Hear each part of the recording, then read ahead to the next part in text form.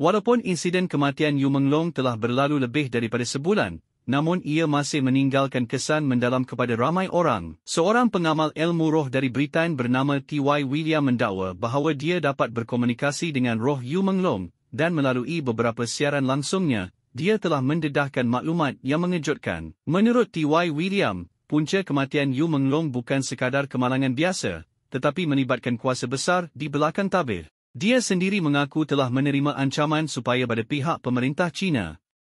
Namun, walaupun takut, dia tetap memilih untuk bersuara demi keadilan. Dia berkata, bulan Oktober merupakan masa di mana kebenaran akan mula terdedah. Tenaga alam sedang berubah, dan mereka yang melakukan kejahatan akan mula menerima balasan satu demi satu. T.Y. William turut mendakwa bahawa terdapat sebuah organisasi gelap yang mengawal dunia dari belakang tabir, dan kekuasaan mereka disokong oleh ritual kejam. Tetapi dia menegaskan, hukum alam tidak akan selama-lamanya melindungi kejahatan. Segala yang dibuat akhirnya akan kembali kepada pelakunya. Dalam siarannya, beliau menyampaikan pesanan khusus kepada warga China. Kamu berhak memiliki keadilan dan kebebasan. Kamu perlu berani bersuara, bukan hanya untuk Yu Menglong, tetapi juga untuk diri kamu sendiri. Dia merasakan bahawa ketidakpuasan hati rakyat China sedang memuncak, dan satu masa akan tiba di mana rakyat akan bangkit menentang ketidakadilan. Pada 21 Oktober, T.Y. William membuat satu ramalan baru. Dia percaya angka 9 adalah kunci perubahan. Mungkin 9 hari,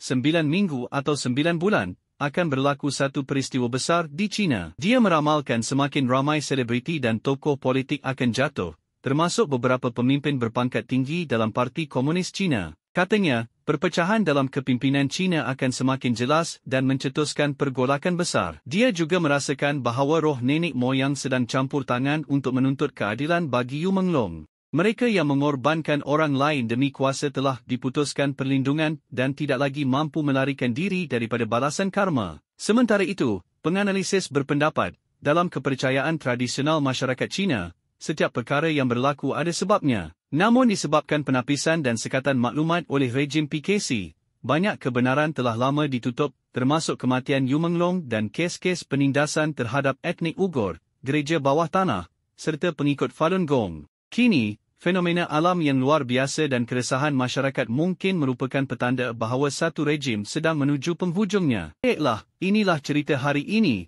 Sila bagi like, share dan subscribe jika rasa okey dan terima kasih menonton.